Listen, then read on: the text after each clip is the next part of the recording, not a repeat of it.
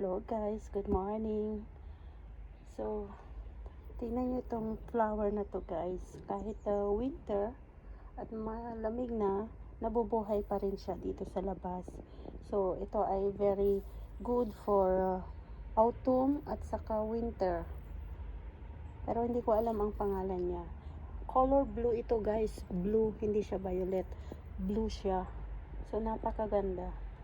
Ito din, ayan, nabubuhay ito sa winter at ayan. So, ito yung mga halaman na nabubuhay sa taglamig. Winter plants. Ito, timian, rosemary, at saka olive tree.